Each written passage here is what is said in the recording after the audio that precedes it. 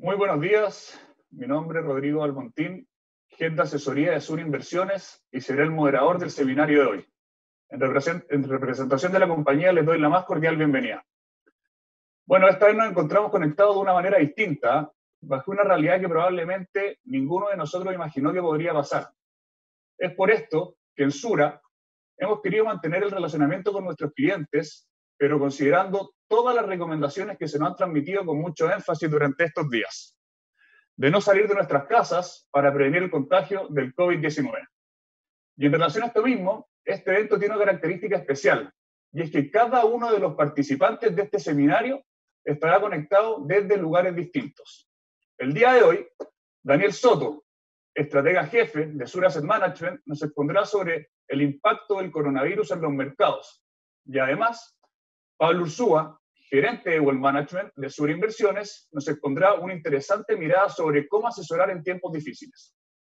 Durante la exposición de nuestros relatores, ustedes podrán realizar consultas a través de nuestro chat. Y ahí al final de la charla daremos respuesta a algunas de ellas. Dejo con ustedes entonces a Daniel Soto, estratega de Sur Asset Management. Adelante, Daniel. Hola, ¿qué tal? Buenos días. Gracias, me presento. Bueno, como dijo Rodrigo Almontín, yo soy Daniel Soto, estratega jefe de Sura Asset Management Chile. Y traje una presentación que la voy a compartir con todos ustedes. Básicamente lo que quiero ver es de dónde venimos, es decir, cómo estaba la economía preparada antes del tema de la pandemia, cuál ha sido el impacto de la pandemia principalmente en los activos financieros, y qué creemos o qué es lo que estamos viendo de aquí en adelante, hacia dónde vamos y qué es lo que estamos recomendando. Así que, sin más, les voy a compartir mi pantalla para que empecemos a ver este tema. Bueno, para empezar, de la gran pregunta de dónde venimos, ¿ok? Acá lo que ustedes están viendo en la pantalla son dos indicadores globales, dos indicadores de actividad. Uno es la producción industrial, que es la línea café, y el otro son los PMI globales, que es un indicador de actividad manufacturera, que es la línea azul. Y como pueden ver, aproximadamente desde el año 2018 hasta finales del año 2019 veníamos con una desaceleración bastante marcada. El mundo venía creciendo a tasas decrecientes. No estábamos en crisis, no estábamos con recesión, pero sí veníamos disminuyendo la velocidad crucero con que se estaba llevando la economía. Sin embargo, a principios del año 2020, principalmente en enero del 2020, ya se empezaba a ver algún tipo de rebote en los indicadores de actividad. Entonces, estábamos viendo básicamente que para el año 2020 se veía con buenos ojos lo que estaría pasando con la actividad. Esto también ya estaba acompañado con estímulos monetarios por parte del Banco Central de Estados Unidos y la mayoría de los bancos centrales que estaban en modo de recortar las tasas de interés. Y todo esto venía celebrado muy fuerte por el tema del índice de acciones globales. ¿Ok? Acá vemos que toda esta situación estaba haciendo que las bolsas estuviesen marcando máximos históricos. Esto era aproximadamente a principios de febrero. Estábamos viendo que la mayoría de los activos de riesgo estaba con sus cotizaciones, digamos, en niveles altísimos, esperando de que todo este rebote macroeconómico finalmente se viera reflejado durante este año 2020, como les decía, acompañado de estímulos monetarios muy activos hasta el momento.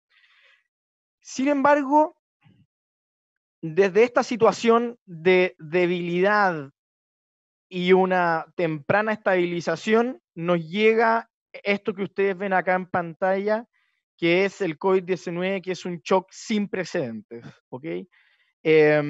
Lo que nosotros hemos visto en los mercados, la caída, digamos, de un 30% que se cayó, digamos, la bolsa de Estados Unidos y la mayoría de las bolsas del mundo en las últimas 2 semanas, es la caída de 30% más rápida que ha ocurrido en la historia bursátil. ¿Okay? No hay, digamos, otro precedente para esto. Y tampoco hay un manual de cómo llevar las inversiones riesgosas ante el brote de una pandemia. ¿Okay? O sea, aquí nadie que esté vivo ha pasado algo parecido antes, tuvimos durante el año 1918-1920 el tema de la fiebre española, pero no provocó, digamos, lo que nosotros estamos viendo actualmente en pantalla. Y la línea celeste punteada es el momento en que el mercado se da cuenta que el COVID-19 finalmente no es un resfrío más. ¿Y qué fue lo que pasó acá? Fue principalmente que la Reserva Federal bajó la tasa de interés a 0% en una reunión extraordinaria y comenzó con un programa de estímulos cuantitativos, es decir, de salir a comprar bonos al mercado por 700.000 millones de dólares, algo que no se hacía desde la crisis subprime. En el fondo, lo que te estaba diciendo la Reserva Federal acá es que para el tema del COVID-19 no había que ser complaciente y que la situación se venía complicada. Los mercados finalmente actuaron de la manera, digamos, que podemos ver ahí en el gráfico, que es con un pánico bastante fuerte. ¿Cómo reaccionaron la mayoría de los activos de renta variable en el mundo? No solamente, digamos, las acciones globales, sino que si las disgregamos por zonas, como ustedes pueden ver ahí en el gráfico, y yo creo que ya también han tenido la oportunidad de verlo en otros seminarios, la mayoría de los activos de riesgos con caídas muy fuertes, sobre todo en, por ejemplo, Latinoamérica y en países desarrollados como Europa y Estados Unidos. Los que se han quedado un poquito más atrás, hace aproximadamente 4 semanas, es decir, que han tenido caídas menos pronunciadas, ha sido Asia emergente, con caídas de 13,14%, y Asia desarrollada con caídas de menos 12,18%, cosa que vamos a analizar más adelante. Con respecto a los otros activos que también nosotros monitoreamos, las caídas también han sido bastante fuertes. Tenemos caídas en los commodities del orden de 52% aquí en el petróleo, de un 10% en el cobre, caídas también en la renta fija corporativa en Estados Unidos y también en la renta fija emergente, del orden de un 15%, en los bonos high yield de un orden del 12%, etcétera. ¿Cuáles han sido los únicos activos que en toda esta gran caída de los mercados han tenido rentabilidades positivas? Los activos de refugio.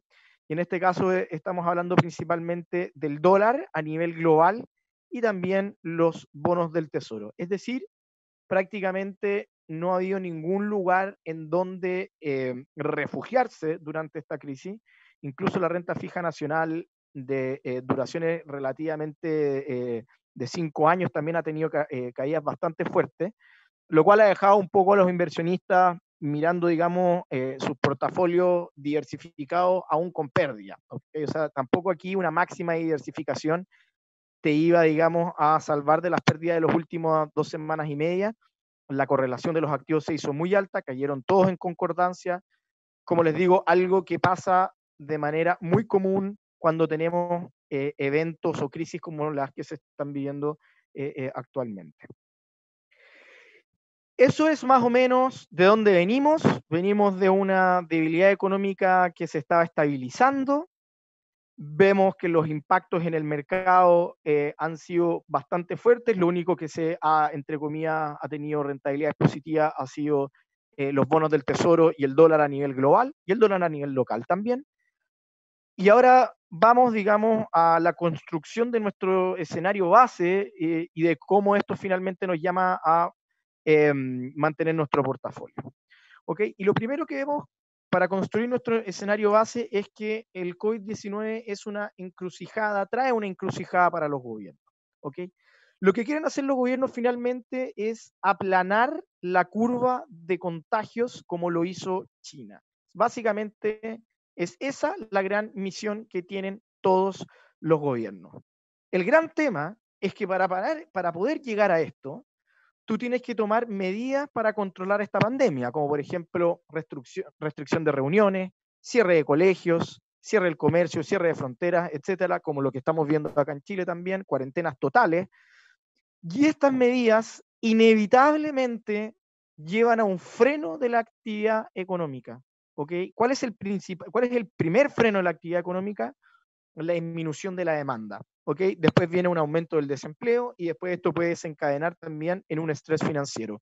Nosotros estamos actualmente en la fase número 1 en ese sentido, de este freno de la actividad económica, que vendría siendo la disminución de la demanda. En ese sentido, lo que tratan de hacer los gobiernos para tratar de parar, digamos, estos efectos, para tratar de subsanar estos efectos de freno en la actividad económica, es a través de estímulos monetarios, estímulos fiscales, que como pueden ver han sido bastante fuertes, y medidas creativas, ¿ok? En estímulos monetarios, bajas de tasas de interés en todos los bancos centrales del mundo, prácticamente. En estímulos fiscales, paquetes fiscales, es decir, gasto de gobierno muy fuerte, como por ejemplo el que vimos durante, digamos, el que debería de llegar, digamos, en Estados Unidos, que es de alrededor de 2,2 trillones de dólares, como un 10% del PIB. Y medidas creativas como cuáles, como por ejemplo hacer transferencias monetarias directas, tanto a las pymes como a las personas, esto alrededor del mundo. Algo parecido como al bono marzo, que nosotros conocemos bastante bien, pero en otros países no es tan común. Es algo que lo más seguro es que se vaya a hacer en varios países desarrollados. ¿Okay? Entonces, aquí finalmente la encrucijada de los gobiernos es tomar las medidas suficientes para controlar la pandemia, afectando lo mínimo posible la economía. Es un trabajo tremendamente complicado. ¿Okay? ¿Y cuáles han sido las medidas que se han tomado hasta ahora? Por ejemplo, Europa ha tomado la opción de tener una supresión total de prácticamente la economía. ¿Qué quiere decir esto? Tenemos cuarentena total en Italia, cuarentena total en Alemania, en Polonia, prácticamente en toda Inglaterra. En Alemania se están acercando mucho a algo parecido a eso. Tienen las fronteras cerradas, etc. O sea, acá se le pone un stop a la economía durante tal vez un mes o tal vez un poco más. Todavía no lo sabemos. Pero ese es el camino que está llevando Europa actualmente, porque básicamente el tema de la pandemia, al parecer, se les habría salido de control. En Estados Unidos no hemos llegado a ese punto, estamos en la parte de la mitigación, tenemos algunas zonas bastante importantes en cuarentena, como el estado de Nueva York, como el estado de California, como el Distrito Federal de Washington, etcétera. Y en general, lo que se está tratando de buscar acá es ir tomando medidas de a poco, digamos, de no generar lo que está tratando Estados Unidos, de no generar un stop súbito a su economía, tema que para nosotros es lo más importante con respecto al escenario base. Y por último tenemos a la TAM, que tenemos un mix, tenemos algunos países con una supresión total, con un lockdown total, como Perú, Argentina, Colombia, Panamá y El Salvador. Y tenemos otros países con medidas de mitigación, como en Chile, en donde, por ejemplo, ahora tenemos en cuarentena a parte de la zona oriente de Santiago, pero no es una cuarentena total de todo el país, como sí lo están haciendo otros países. Y tenemos medidas menores en México y Brasil, lo cual es tremendamente complicado porque básicamente estamos hablando de las dos economías más grandes de la TAM, en donde al parecer los gobiernos están relativamente atrasados con respecto al avance de la pandemia. ¿Y cómo han funcionado todas estas medidas? No lo sabemos. Por lo menos en todo lo que vendría siendo Occidente, es una encrucijada, no lo sabemos. ¿Por qué? Porque actualmente en todos los países que nosotros estamos monitoreando y que ustedes pueden ver ahora ahí en pantalla, los casos están creciendo de forma logarítmica. Lo que ustedes ven en este gráfico es cómo han crecido los casos en Estados Unidos, España y Brasil después de haber conocido el caso número 100. ¿Ok? Como se pueden dar cuenta, lo más preocupante de esta foto acá es que Estados Unidos, que es la primera economía del mundo, se encuentra teniendo más casos que España y más casos que Italia en el momento en que se encuentra ahora después de haber tenido su paciente número 100. Eso obviamente es un tema que a nosotros nos preocupa y que lo tenemos y que es lo más importante para nuestro escenario central.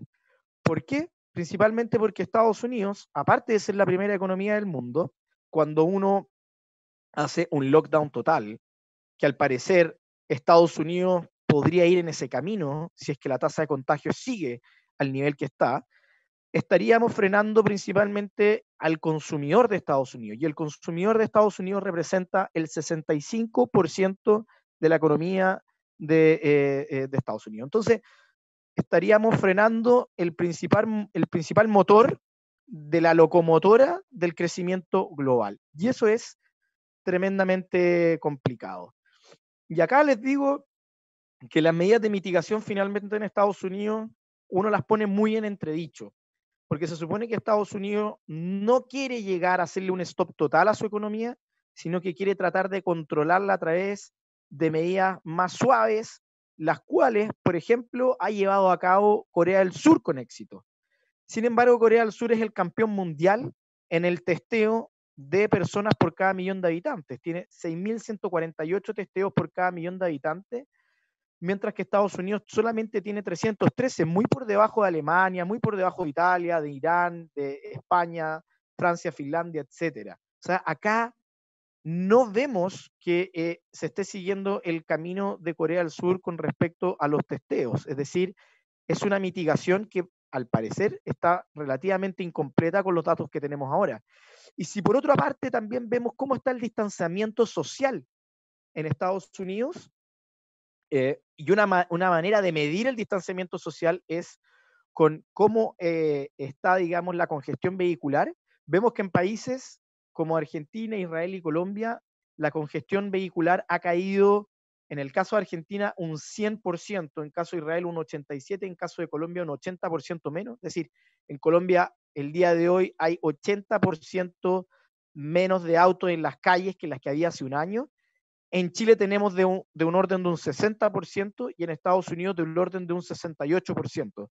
Si nos damos cuenta, en Estados Unidos es un número importante, pero no es ni cercano a los países que han tomado medidas más fuertes y tampoco no es ni cercano a los países que tienen, digamos, la cantidad de casos y la cantidad de crecimiento de los casos como los tienen Estados Unidos. O sea, acá tenemos otro dato que nos habla finalmente de que Estados Unidos, al parecer, se estaría también quedando un poco atrasado con las medidas que debería tomar, dado el escenario actual que tiene.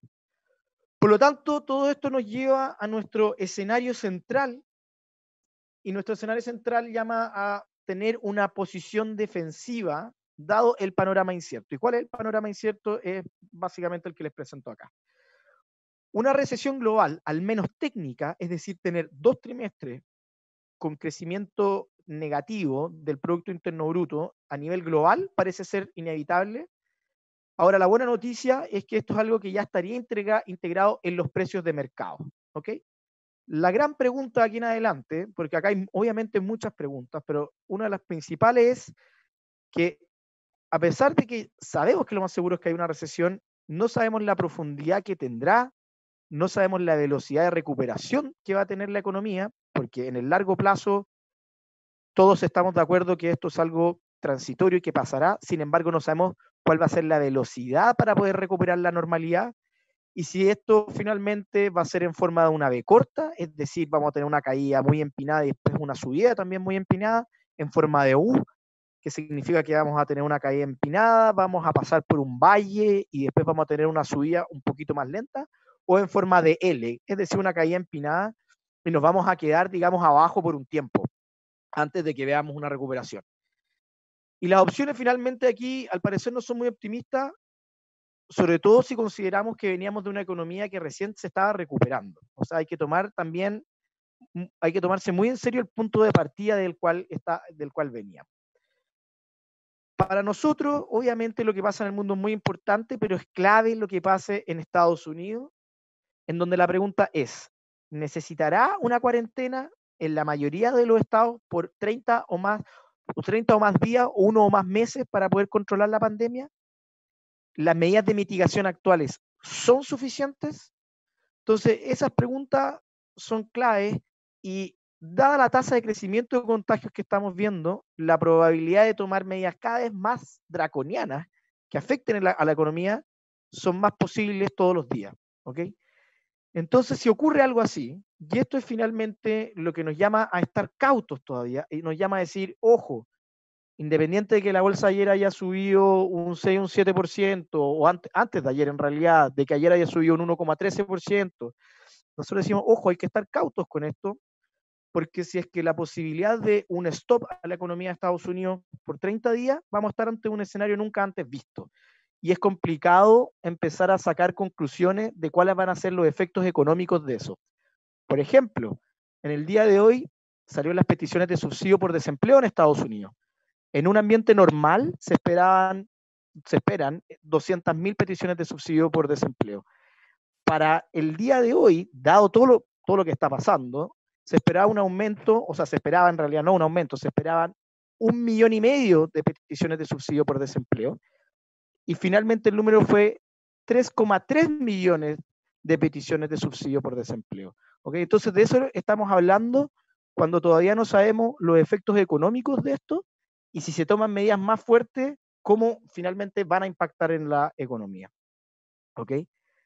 Y por último, lo que también es complicado es que un corte súbito de la actividad arrastra riesgos de segunda vuelta, es decir, cuando la gente deja de ir al restaurante, el restaurante no puede pagar sus deudas, esas deudas pueden haber estado hacia un banco, hacia un fondo de inversión, y esto empieza a crear un estrés financiero que en este momento no está monitoreado. ¿Okay? En este momento es muy difícil de poder llegar a una trazabilidad que sea confiable.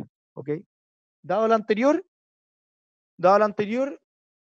nuestro posicionamiento es estar con más renta fija que renta variable en los portafolios, es decir, nosotros, como se dice, digamos, en términos financieros, estamos sobreponderando la renta fija sobre la renta variable. En la renta variable internacional, lo que menos nos gusta es Europa, Japón y Latinoamérica. Lo que más nos gusta es Asia emergente, porque vemos que en Asia emergente ya se está logrando controlar la enfermedad, por lo tanto podría ser la primera zona en salir. Y nos gusta también Estados Unidos, porque a pesar de que puede ser la fuente, digamos, de una recesión un poco más fuerte, es también la economía que ha demostrado ser más resiliente en las últimas crisis que hemos tenido. En la renta fija internacional, lo que más nos gustan son los bonos de buena calidad crediticia por la parte corporativa y también los bonos del tesoro. Dejamos más de lado todo lo que vendría siendo los bonos de baja calidad crediticia.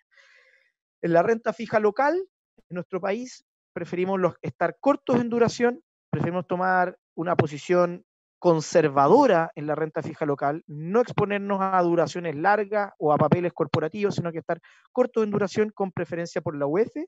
Y por último, en la renta variable local también optamos por subponderar, es decir, recomendamos tener una exposición baja a la renta variable local en un portafolio diversificado. ¿Okay? Esto es una recomendación en la renta variable local que llevamos aproximadamente desde septiembre del año pasado y encontramos que todavía no es momento de hacer un cambio. Bueno, eso sería mi presentación. Le doy, digamos, la palabra al próximo expositor. Muchísimas gracias. Oye, muchas gracias, Daniel. Súper completa la presentación. La verdad es que estoy teniendo varias preguntas acá de los clientes, de la audiencia, que las voy a ir dejando para el final. Oye, Pablo, bueno, ahora en base a lo expuesto por Daniel, y yo creo que también mucho de lo que se preguntan los clientes, dada la situación, ¿cómo podríamos tomar mejores decisiones en tiempos como estos? Muchas gracias, Rodrigo. Muchas gracias a todos por estar conectados. Me presento, yo soy Pablo Ursúa, soy el gerente Wealth Management de Sura Inversiones, y en esta oportunidad voy a intentar traspasar la visión que Daniel nos acaba de contar a todos en los portafolios de las personas en tiempos difíciles, porque hoy día no son tiempos normales. Entonces, permítanme un segundito para transmitir mi presentación. Ahí está. Bueno, quise partir con esta portada de Economist, que la encontré genial, en la portada de la semana pasada, donde principalmente muestra a un mundo con un cartel que dice cerrado, donde esta crisis sanitaria fue capaz de paralizar al mundo entero de una vez, y eso finalmente se tradujo en un pánico global en los mercados y en pérdidas importantes en la gran mayoría de los portafolios de las personas. Pero en el artículo principal, me quedo con este párrafo que lo encontré esperanzador. Lo voy a leer textual. La gente va a querer viajar, quedarse en hoteles e ir a restaurantes y cafeterías nuevamente. Porque quise resaltar este párrafo, porque principalmente hoy día, en momentos de alta volatilidad y estrés financiero, la gente toma decisiones con la emoción y no de carácter racional. Entonces, eso conlleva tomar malas decisiones que finalmente se traducen en malos retornos hacia adelante que merman nuestros objetivos financieros. Entonces, quiero hacer un breve repaso de por qué hoy día estamos en tiempos complejos. Porque Chile venía ya golpeado, por lo menos desde el ámbito financiero. Vamos a hablar desde último trimestre del año pasado, desde el estallido social, donde nos dimos cuenta que muchos activos que eran de carácter defensivo de refugio, como la renta fija nacional, de distintos plazos o duraciones, empezó a demostrar volatilidades nunca antes vistas en el pasado.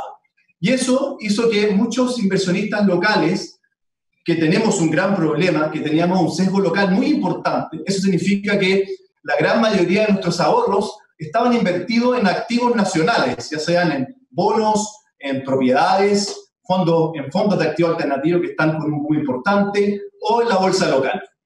Pero que con el estallido social vemos cómo la renta fija tuvo un mal trimestre el año pasado, un mal trimestre entre octubre y diciembre, y los fondos de inmobiliario que tuvieron una pérdida importante principalmente por pánico de inversionistas, personas naturales.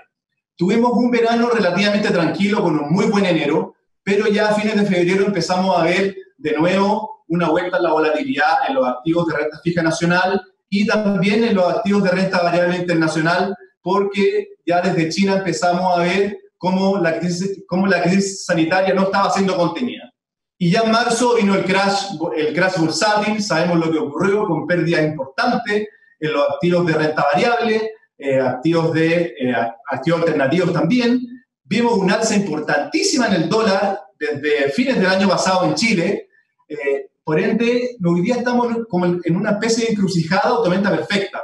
Tenemos una renta fija, que es un activo refugio para muchos inversionistas a nivel nacional, con mucha volatilidad. Tenemos un tipo de cambio por las nubes. Tenemos una renta variable nacional con grandes caídas y también una renta variable internacional con grandes caídas. Entonces, la pregunta es, ¿qué hago? Simple, es momento de reflexionar. Hay que volver a las bases. Aquí uno tiene que volver a juntarse con su asesor y hacerse estas preguntas que vamos a ir mostrando acá. La primera es, tengo que revisar mi plan de inversiones, eso está claro. Lo primero, entre una conversa filosófica o matemática, es, ¿mi objetivo de inversión lo estoy cumpliendo? Esa es una pregunta macro. Posterior a ello es la tolerancia al riesgo. ¿Estoy tolerando las volatilidades de los mercados hoy día, tanto en renta fija como en renta variable? Y aquí, dentro de la tolerancia al riesgo, surgen dos conceptos muy importantes, que es la capacidad a tomar riesgo y la disposición a tomar riesgo. La capacidad significa, en términos simples, es las espaldas que yo tengo para poder afrontar escenarios, para poder optar a tomar riesgo. Y la disposición es las ganas que tengo de tomar riesgo. Yo puedo tener muchas ganas de tomar riesgo para obtener un mayor retorno esperado en el futuro, pero si no tengo la capacidad o las espaldas, difícilmente voy a poder tomar mucho riesgo. Si tengo una capacidad importante, pero no tengo las ganas, ¿para qué lo voy a pasar mal? Entonces es importante tener claros con dos conceptos al momento de definir qué tolerancia al riesgo yo tengo. Después tengo el horizonte. El horizonte de inversión al cual yo construí mi plan, ¿sigue siendo el mismo? ¿Por qué lo digo? Dado esto, uno, por ejemplo, puede tomar una decisión de pensionarse anticipadamente, uno puede perder el trabajo y tiene que echarle manos a las inversiones o a las platas que uno tiene, uno se puede ver forzado a cerrar su negocio, y así el horizonte se puede ver complicado con shocks como el que estamos viviendo hoy día. La liquidez. Dado esto, hoy día la economía familiar se aprieta. Mucha gente dejó de tener un ingreso recurrente. La gente que emprendía, que tiene su negocio propio, o que depende principalmente de sueldos variables, se va a ver complicado con esto y uno va a tener que hacerse la pregunta, ¿tengo la suficiente liquidez para hacer frente a un escenario como el que estamos viviendo? Y por último, la tributación, muy importante. Cualquier cambio en los portafolios que yo quiera realizar tienen o conllevan consigo un impacto tributario. Y eso significa que se me puede gatillar un pago de impuesto en mi operación renta siguiente.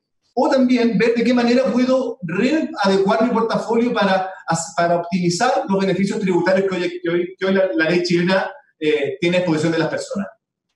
Posterior a ello viene el tipo de gestión.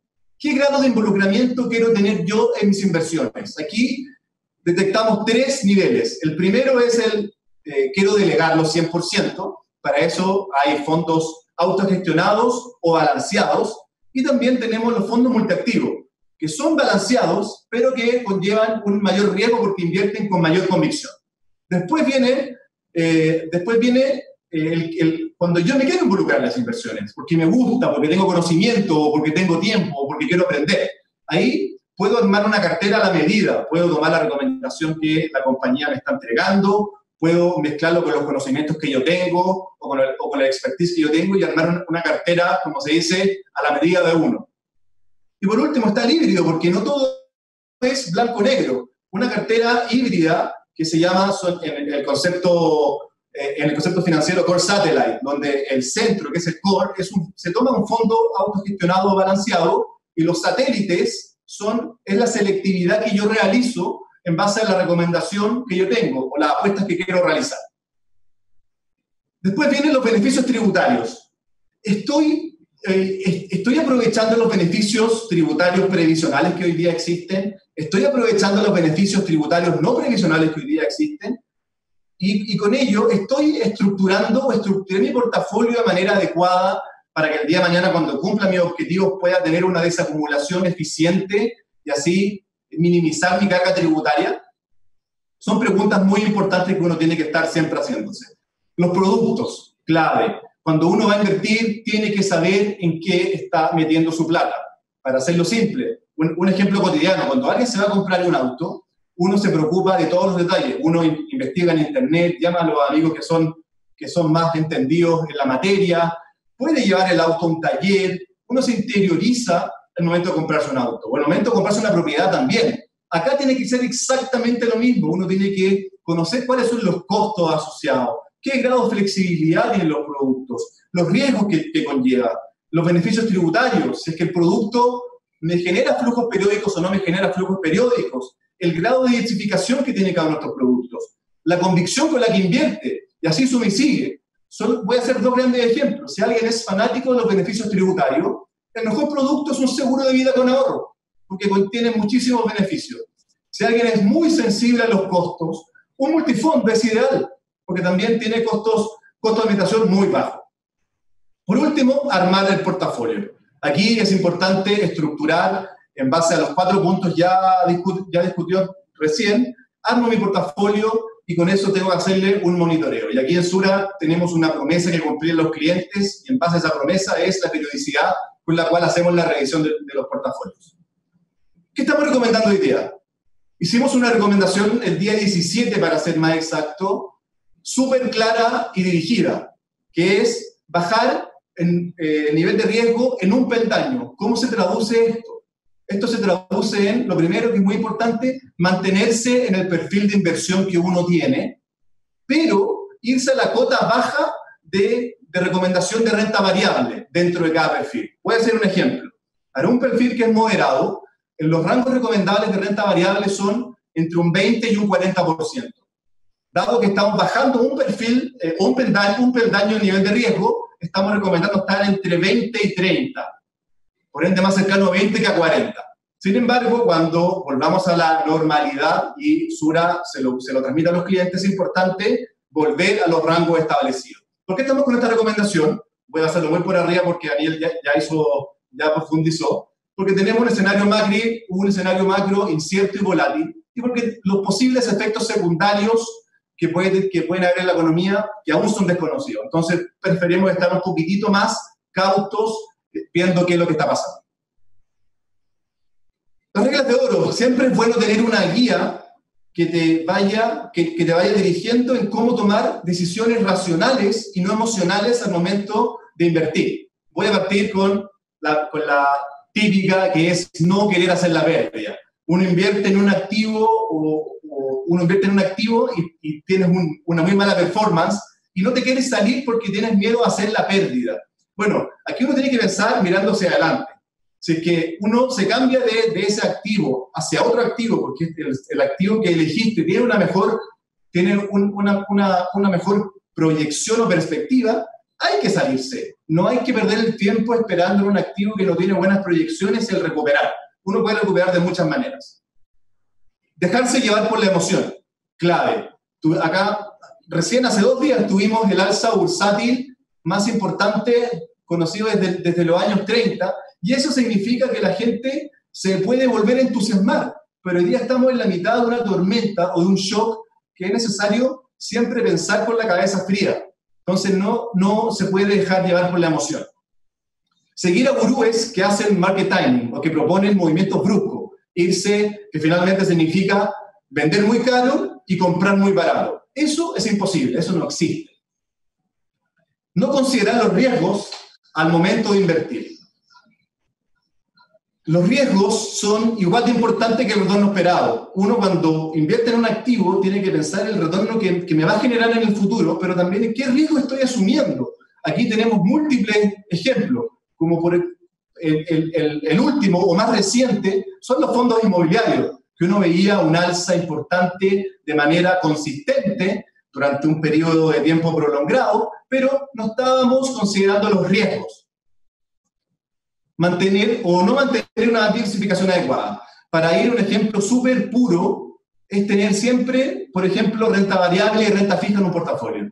La renta variable y la renta fija se comportan de manera distinta ante un similar escenario. Por ende, uno puede subir y el otro puede bajar, y eso te equilibra y te hace pasar de manera ordenada las turbulencias que pueden existir en el mercado. Invertir mirando por el espejo retrovisor. Esto es típico, uno está viendo el diario, ve que una acción o que un activo ha subido como la espuma, por decirlo en términos coloquiales, y uno se entusiasma e invierte ahí, pero uno puede invertir mirando para atrás. Como dijimos al principio, uno tiene que invertir mirando hacia adelante. Y, como siempre, considerar el impacto tributario. El impacto tributario puede ser más potente o igual de potente que la rentabilidad que te puede generar un activo. Con estas simples reglas, uno puede tomar muy buenas decisiones al momento de invertir. Y por último, para cerrar, ¿qué hemos hecho en Sura Inversiones en todo este tiempo? Bueno, hemos enviado informes periódicos a todos nuestros clientes con la coyuntura y nuestra recomendación. Hemos sido muy ágiles para mantener a todos nuestros clientes muy bien informados. Mantener informados a diario a todos nuestros asesores que son finalmente la cara visible de ustedes. Hemos creado nuevos canales para estar más cerca de nuestros clientes. Hoy día, bueno, este mismo streaming es un nuevo canal de comunicación con ustedes. Y también creamos una cuenta corporativa en Spotify, donde subiremos todos los podcasts que el equipo de estrategia está disponibilizando de manera periódica.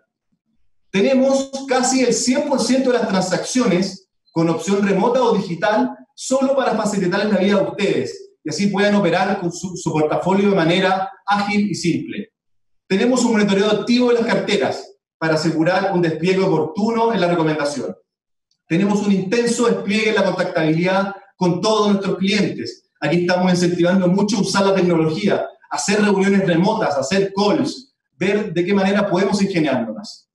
Y por último, tenemos a disposición a todos nuestros equipos de expertos para ustedes, a nuestros asesores de inversión, a nuestros advisors, a nuestro equipo de tributaristas, a nuestros estrategas y líderes. Bueno, muchas gracias. Los dejo con Rodrigo, quien nos va a guiar en la ronda de preguntas. Oye, muchas gracias, Pablo. La verdad es que es súper útiles los consejos, sobre todo en tiempos como estos. Oye, bueno, estoy acá viendo las preguntas. La verdad es que llegó el momento de hacer participar a los clientes, de hacer participar a nuestra audiencia. Daniel, me preguntan por acá, ¿será el momento de bajar el riesgo ahora, dado que las bolsas han bajado tanto?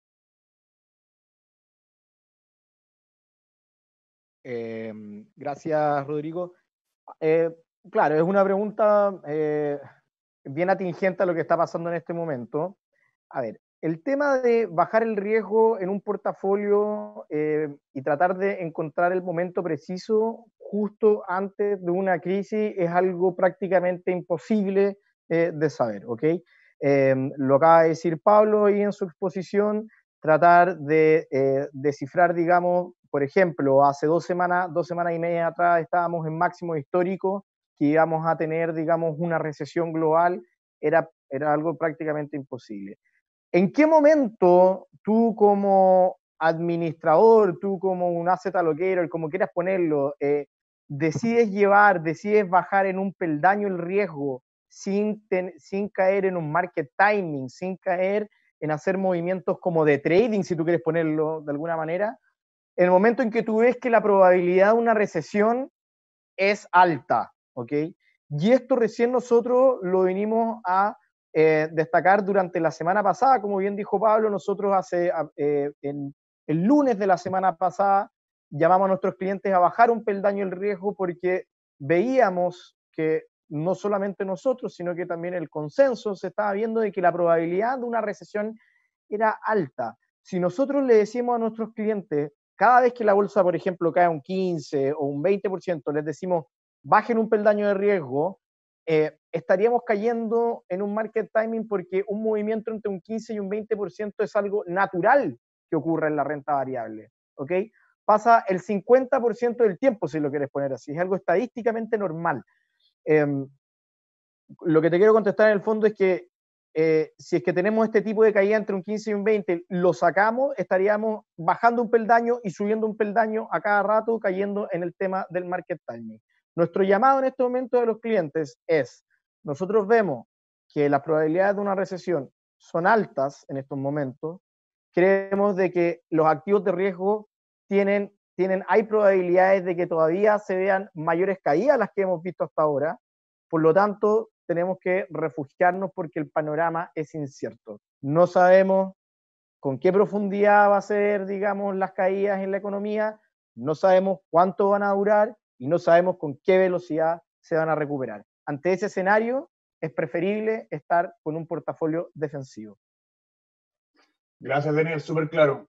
Oye, Pablo, esta pregunta es para ti. Tú tocaste el tema de los fondos inmobiliarios y acá un cliente pregunta, tengo fondos inmobiliarios de la industria, ¿me recomiendan rescatarlo después de las fuertes caídas que han mostrado? Gracias, Rodrigo. Bueno, la respuesta yo la dividiría en dos. Vista portafolio global de la persona y después vamos a hablar del fondo como tal. Volviendo a las bases, uno tiene que ver si es que el fondo en el cual uno invirtió, en este caso un fondo inmobiliario, está adecuado al plan de inversión que una persona puede tener. Si la respuesta es sí, hay que mantenerlo. Después, volviendo a la pregunta al fondo como tal, si es que uno tiene pensado en salir de un fondo que ha tenido pérdidas importantes, uno tiene que mirar las proyecciones y la característica. No hay que olvidar que este tipo de fondos generan flujos o reparten dividendos por los arriendos que perciben. Son flujos importantes. Dado el valor que están transando hoy día estos fondos, el retorno esperado por dividendos en términos nominales es en torno a un 6%. Entonces, al salirme de un fondo inmobiliario y cambiarme a otro activo, tengo que pensar, ¿voy a percibir este 6% con el nivel de riesgo que me está entregando el activo inmobiliario o no lo voy a percibir? Si la respuesta es no, hay que quedarse. O sea, percibir un 6% por flujo es muy atractivo hoy en día. Y a su vez sabemos que los activos inmobiliarios siempre suelen recuperarse en el tiempo y que hoy día estos fondos hoy día están transando bajo su valor contable, lo que no es sostenible en el largo plazo. Perfecto, Pablo. Gracias por la respuesta. Oye, Daniel, acá también me preguntan, yo creo que esta es la pregunta del millón. Me dicen, ¿cuándo será el momento de volver a la renta variable? Claro que sí. Bueno, hay que estar monitoreando, como yo te había dicho antes, más que el tema de lo que está pasando en Europa, más de la cantidad de contagiados que podemos tener en Medio Oriente, que podemos tener incluso en Latinoamérica. La renta variable va a seguir en el fondo en correlación, en concordancia con la situación económica de Estados Unidos. Y la situación económica de Estados Unidos va a seguir lo que pase con la curva de contagiados en Estados Unidos. Si es que nosotros empezamos a ver señales de que la curva de contagiados en Estados Unidos finalmente empieza a tener una tendencia hacia un aplanamiento, cuando empecemos a ver reales señales de eso, nosotros vamos a tener uno de los puntos que estamos monitoreando en check, por así decirlo. ¿Okay? La segunda variable que es extremadamente importante es que tengamos claro también de que las medidas de mitigación que se están aplicando, no solamente en Estados Unidos, sino que también en Europa, no vayan a tener efectos de segunda vuelta que sean significativos. ¿A qué me refiero con esto? Lo que les estaba hablando antes es, si tenemos una economía que está funcionando ni siquiera a media máquina, que está funcionando prácticamente a cero máquina, por así decirlo, van a haber efectos de segunda vuelta, como por ejemplo que el restaurante que no tiene clientes no va a tener plata para ir a pagar sus deudas, ¿ok? ¿A quién le paga esa deuda? A los bancos, fondos de inversión, etcétera. Puede ser que el restaurante o una cadena de restaurantes ahí tenga un bono dando vuelta, que se lo haya comprado un fondo de pensión, etcétera. En el momento en que esta cadena de pagos se interrumpe, pueden haber estrés financiero. ¿De qué tamaño puede ser ese estrés financiero? En este momento, como te decía, como dije en la presentación, no está mapeado, ¿ok? No sabemos bien hasta qué nivel puede llegar ese estrés financiero. Y acá yo te quiero decir más o menos una metáfora. Cortar la economía no es como cortar la luz de una casa durante 2 semanas y después volver a darla, ¿ok? No es que todos los electrodomésticos dentro de la casa van a estar totalmente bien, no. Se te puede quemar el refrigerador, se te puede haber quemado el televisor, etcétera. Es decir, el apagón, digamos, de la actividad económica puede tener estos efectos de segunda vuelta que no sea fácil, digamos, de controlar, que no sea fácil de monitorear, ni tampoco sea fácil de subsanar. Entonces, en el fondo, ¿en qué estamos mirando nosotros para poder decidir volver a los activos de riesgo? Aplanamiento de la curva de contagios en Estados Unidos, de que señales de que se está controlando la situación allá, y por otra parte, señales de que el estrés financiero o los efectos de segunda vuelta están monitoreados y pueden ser subsanados. Perfecto, Daniel. Y muy coloquial el ejemplo también, se agradece. Oye, Pablo, esta pregunta es para ti. Y es la típica pregunta. Al final, si la visión está siendo de que vamos a haber incertidumbre y de que vamos a seguir viendo volatilidad, ¿por qué no sencillamente agarrar mi plata e irme 100% a renta fija? ¿Por qué no refugiarme? Bueno, esa pregunta rompe varias reglas de oro. La primera es que esa es una decisión emocional, no es una decisión racional.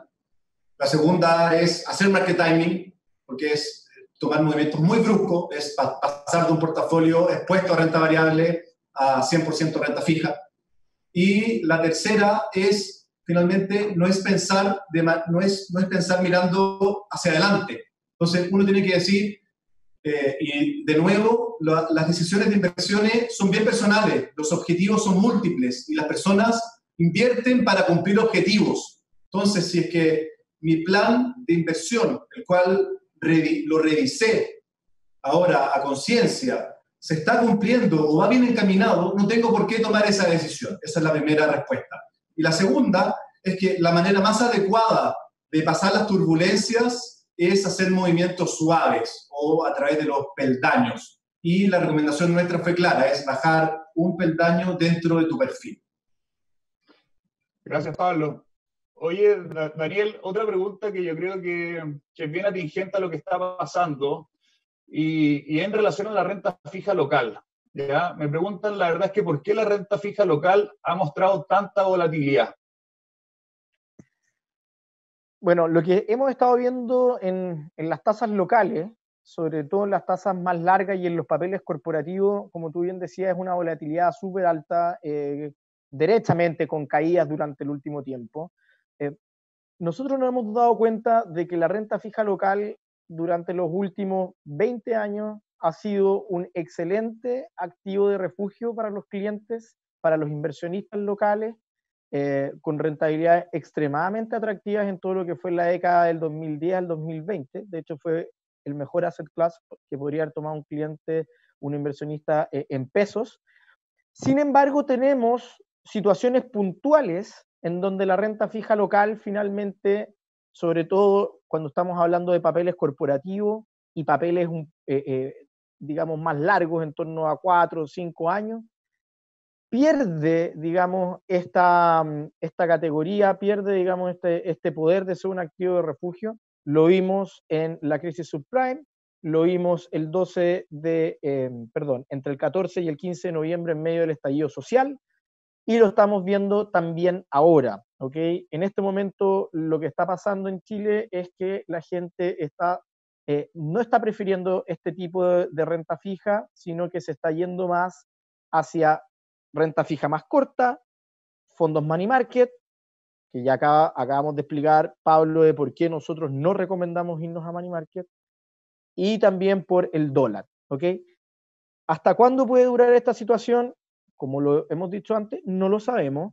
Por lo tanto, nosotros lo que le recomendamos a nuestros clientes es tener renta fija que sea de duraciones cortas, entre 2 y 3 años, con preferencia en la UEF, dado que todo lo que está más hacia arriba en la parte de la curva, en estos momentos no está actuando como activo de refugio.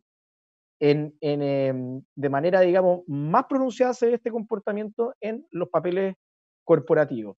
¿Ok? Entonces, ese es más o menos el llamado finalmente a tener dentro de los activos de renta fija local en un portafolio diversificado. Bueno, muchas gracias, Daniel. Oye, bueno, con esto damos por finalizado nuestro primer streaming de Sur Inversiones. La verdad es que gracias a todos los clientes que se conectaron, esperamos haya sido de su agrado. Ya, gracias también Pablo, Daniel, muy buenas las presentaciones y esperamos poder volver a encontrarnos pronto. Que tengan un buen día.